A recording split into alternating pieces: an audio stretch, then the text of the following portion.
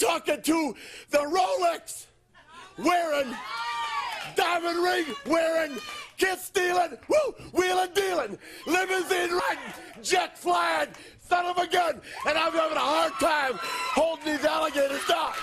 Woo! G5 Jeff TV, hit the subscribe button, hit the like button. Please share this video, support your boy. Support good content at all times. All social media is in the description box, and please hit that bell icon so you be notified when I drop that heat. This fight came from out of left field. I mean, like, all the way out of left field from the warning track. Mayweather Promotions announces Gervonta Tank Davis versus Abner Mares. No location, no date. They just announced the fight.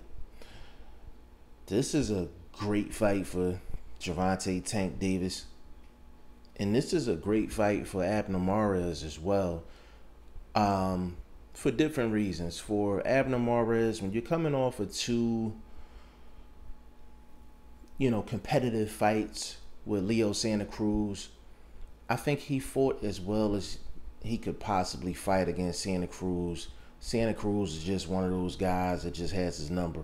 And the attributes that Leo Santa Cruz have, is really nothing that Abner Mares can do about it.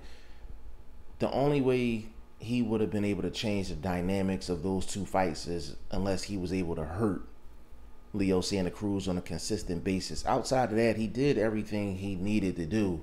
It's just Leo Santa Cruz style is just tailor-made for Abner Mares, so nothing to hang his hat on in terms of losing to Leo Santa Cruz. And again, he fought well, so it's not one of those situations where he took 2 straight losses and he's on the downside. No, he's highly respected for both of those fights. Now, him moving up to 130 from 126 and going up against Gervonta Tank Davis, who is a heavy hitter at 130. That's the only thing that bothers me in regards to Abner Mares. Of course, I haven't watched no tape yet, no film study. I ain't cracked the lab jacket open yet. None of that good stuff. But just looking at it from its surface, it's a situation where, if a guy moves up, I'm consistent with this. When a guy moves up in weight, I want for him to take at least one fight to get acclimated to the weight. He's not going to get acclimated to the weight. He's going to feel that Tank Davis power off the rip. And really outside of that, the one fight where Abner Mares got knocked out and it looked like he just got caught cold, in the first round, he's shown a pretty good chin throughout his career. So that's the one concern that I do have, but that's a great name, great opportunity for Abner Mares. Now, going to Gervonta Tank Davis, this is a great fight for Tank Davis. Number one, it's a smaller guy. Number two, he can really, he's going to have opportunities to land some big shots because Abner Mares is going to give you opportunities to land big shots. And it's mainly because Abner Mares doesn't consistently throw a jab. He doesn't throw a jab to hurt you. He doesn't throw a jab to probe. He doesn't throw a jab to stop the other guy's offense. He's trying to walk in the front door and say, hey, I'm in the building. You know what I'm saying? So Tank Davis going to have plenty of opportunities on offense. Defensively, Tank Davis is going to have to be sound because Abner Mares got a nice offensive game and he lets his hands go. So in this fight, again, just looking at it from the outside looking in, Tank will probably serve best playing the counter puncher. He'll probably get a lot more cleaner shots that way. And this is really a good fight for Tank Davis because Abner Mares is a big name.